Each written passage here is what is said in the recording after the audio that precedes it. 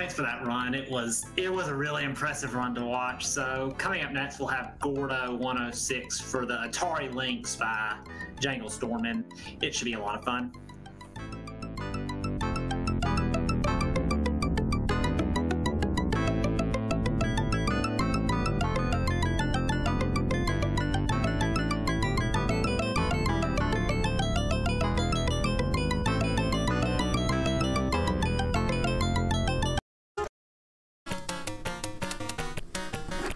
Okay, almost about to go live. Just waiting for the message.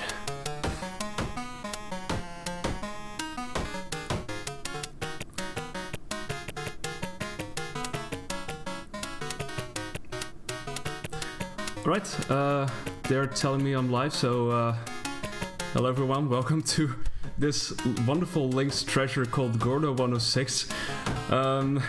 And let me tell you, this is not the easiest game to finish, but I'm gonna try it anyway. Thankfully I'm not alone. I'm joined here on the couch by Tristan. Much appreciated. Yeah, no problem. I'm here to provide absolutely nothing of value except maybe a little bit of heckling. Always appreciate it. I mean, I'll probably need it, I guess. Yeah, without further ado, let's launch into this, I guess. Doing some blessings. Okay. First of all, the lore. The time won't start just yet, but we'll get a bit of an idea what we are having here. Deep in the bowels of Inhuman Inc., trapped in cage number 106, Gordo, a poor, brutally exploited lab monkey, lives a life of lonely misery until an experimental nuclear potion gives Gordo number 106 the cunning intellect he needs to free his friends and escape. So that's where we come in. Yep, you are a lab monkey, you have busted out of your cage, and your task in escape is to run to the right. Also, if you had noticed in the credits, there were two names that may have stood out to you, David Brevik and Eric Schaefer, yep, who were two individuals who eventually went on to found Blizzard North and bring us Diablo. That's very true, yeah. That was like one of the things when this was in the Cruiser Grande match earlier this year. That was sort of found out around that time, I think, right? So... Yeah, there was someone who was in the games industry and pointed that out to us. Also, Gordo's running animation is the best thing ever, even if it is only like 2 frames a second. Yeah, it's a low frame rate, which doesn't make the game necessarily much easier. You know, as you see, also the lack of visibility in regards to the platforms where you need to jump to is a bit of a problem too, but... yeah, we'll see how that works out in the later levels. Also, you see me pause and unpause before the level starts. Well, there we go. This is perhaps something to talk about first, because we have fallen down a pit, which is where probably the true value of this game lies. Well, the replay value, maybe, quote-unquote. There's an entry in the manual that straight out says, respectable monkeys stay above ground. And I guess here we're not respectable monkeys because we're not above ground anymore. Yeah, we did it wrong. There is absolutely no value in being down here. Falling down into a pit instead of killing you takes you to this dungeon area. If you manage to complete it, it drops you off at the beginning of the level with all your progress in that level reset. So there is no value in being down Chance here. isn't terribly big, though. I mean, I could try. Trying to find my way, but well, as you can see, we have yet to find the exit. It's out there somewhere, but yeah. Some of these are just like straight up rude too. Like one of them is a completely sealed box with these lava vents in it, and you just die if you end up getting that underground room. Yeah. If I don't get it during this run, I will show it off at the end, after the run, because I did make a save state for it, so you will get to see it regardless. Also, pay attention to some of the ridiculously big sprites here. Some of the doctors are not exactly the same height, so to say. Yeah, that was technically the boss of the first act back there, but you don't have to actually do anything but run past it. Yeah, there's a couple more. Well, except for the very last part of the level where you will have to fight it in order to win the game. Yeah, aside from the very last enemy in the game, I don't believe you have to actually defeat anything to win. You just run to the right. That's true. Yep. Also, this is pretty much the marathon safe strat throughout the game, swinging from these objects on the wall. In this case, chandeliers. We're at a Hunters Convention, and well, clearly they have lots of fountains and chandeliers and stuff. Yeah, because for some reason they decided to host a hunters convention at the evil laboratory where the lab monkey is being held. Yeah, how do you get there? That's a very good question. I don't know, it gets weirder from here. It really does. I'm also not sure what these guys are supposed to be throwing. I think it's like books or really tiny suitcases or something. I'm literally confused. They're mugs, I think. I think they're just like throwing cups up and down, but beyond me, why? That makes slightly more sense, actually. Well, that can't be it then. Yeah, also people wearing what looks like apples on their head. I don't know. Well, those are fezzes, which made me believe that this was like a cult meeting first, but it's apparently a hunters convention. Yeah. This was usually the one I take out because I have a tendency to have really low health here, so anything to survive. Also, these boxes with blades coming out, they tend to be kind of acting weirdly. You can't just assume that you will be able to jump on it and not get hit by them, because they can come out at very random moments, so yeah. Yeah, for the most part, only the very first frame where the blades are out will you actually get hit by them. But if you get hit by them, it's instant death. Yeah. There's gonna be quite a few instances of that. Also, this fire, also instant death, so hopefully I'll make it through. Hey, we made it to the exit. Nice. So we can try this level again. Still enough health. We didn't lose a lot to begin with. Respectable monkeys stay above ground. Let's try for that. I mean, this game doesn't really give you a lot of chance to be a respectable monkey by at every single moment, but we can try. Oh, it's a good thing I stayed there because I need to wait this out till those upper blades are gone. And now we can enjoy this monkey just jamming to this tune. Yeah, this song is actually pretty bumping. Yep, it truly is. So I'm turning this blade off because if I want to jump over it, it's pretty much frame perfect as far as I know. So it's best to switch it off for marathon safety. Speaking of switching, this is where things switch up a little bit, and now we're in a textile factory that is conjoined to the weird laboratory. Yeah, I don't know, it says Inhuman Fashion, so either it's a factory or I was always thinking it was a fashion show because people are showing off all kinds of rather incredible fashion, so... Like, yeah, as evidenced by that guy over there. That awesome monkey pelt tunic, I don't know. Yeah. Yeah, this so if you game haven't gone over it, by the way, the very Spartan interface, the yellow meter is life, red is your ammo, and then the red boxes on the left are your lives. And in typical Link's fashion, this game has no continues. That's true. If it's game over, then it's really game over. So that's what I said in the beginning. I hope to get to the end of this run. No guarantees though, but yeah, we'll see. So I'm picking up the banana for the next level because I will be doing some damage boost of sorts. Also, those legs that you saw there sort of remind me of Count Chicken legs from the cartoon Count Chicken, and they're also super deadly. The mother's only visible from like the knee down. Yeah. So I took the damage boost to get to the end of this level really quickly. No problem. Yeah, so that level switches it up and you actually have to go to the left here, and when we did the Cuso Grande race, that I had not gotten this far in an hour. So I had two of the racers got there and I'm like, what do we do? I don't know how to actually beat this level, and eventually one of them just ran left and got to the end. Yeah, it can be really confusing for sure. I mean, there's gonna be a few more instances later on, also with a level that we're mostly gonna skip anyway, but it gives you a bit of an indication of how they designed this. Yeah, now we're in a puppy farm, which would make Brassentia happy, I guess. Yeah, it's also a really dangerous puppy farm because there are these crushers or stampers. If you hit them even from the side, like laterally, they will insta-kill you. Well, you know, people are in chat are saying it's a puppy farm with a hydraulic press, and I'm just wondering how else would you process the puppies? Yeah, that's a point.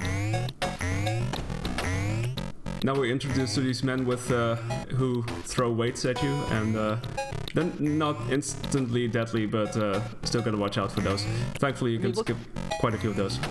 Let's unpack what's happening here. Assuming that you weren't there, these guys would just be hanging out above like a box full of puppies, dropping anvils into it. What is going on here? Yeah, I literally have no idea. I mean, you think a puppy farm, hey, it's really cute and everything, and then you realize, yeah, not so much. The cages, by the way, the manual says that you have to open the cages to rescue the various trapped animals, but it only gives you score, which admittedly score could give you extra lives, which in a game of no continues could be useful. But for a speedrun, or even for just getting through the game in general, it's actually useless. Yeah, we're not gonna save any animals. Actually, you can get lives through other means as well. Sometimes defeating a couple of other enemies does the trick as well. Also, this section is kicking my derriere right now. As it does. Yep, it's Gordo. So physical contact with some of these enemies is incredibly damaging, especially the dude at the bottom throwing treats around. Yeah, so what I'm trying to do is trying to see if I can get to the spring without him standing next to it, and just seeing if I do have enough health too. Oh, this is not a good start, but okay, let's run with it. And gonna take a damage boost there, and there we go. Good enough. Bit of a risk, but it does pay off.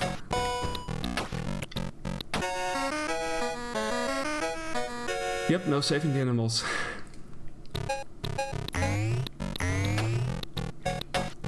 This is about when the game starts to heat up, but it's the start of World 5 where it just gets brutal.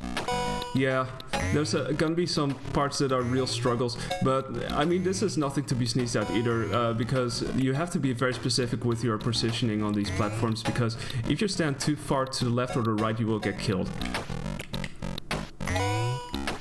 So you have to be careful. Lessons for life. If you go too far to the left or the right, you get killed. Wait, no, that's not right. Yeah, always remember. So let's see if I can... Oh, hold on. I might want to take a safe road here. Takes a few hits, but also saves me some damage. Oh, I might want to go here. Also, some of these stampers appear out of nowhere, so you think, oh, I can keep running, and then surprise. Because the surprise effect is pretty strong in these levels. We didn't go over how to actually run and everything, and since both of the buttons that you would normally use for running are tied up in attacking with limited ammo and jumping, the way you run is double tap a direction, but it's kind of jank in that there are situations where the game can remember you tap the D-pad, so you'll tap the D-pad again later and you'll just tear off running. Yeah, that's a good thing you mentioned that. I was gonna bring that up, but that also makes timing some of these runs really difficult because you expect to run and you wind up walking instead. So, yeah, it's another surprise, I guess. So stage 5 is where they just kind of gave up being thematic with levels. I have no idea what this is, but it's neon green and kind of awesome. Yeah, and I mean they have tanks riding indoors. I mean, it's pretty awesome. And again, I swing from these objects for safety, basically. Downside is we don't get to see a lot of these levels, but, well, anything to speed up the process, I guess. The funny thing is there's a TES, which does things quite differently, as you might expect. And you get to see a lot more of the game, but it's also incredibly risky, and, well, before you can get there, that will be a while.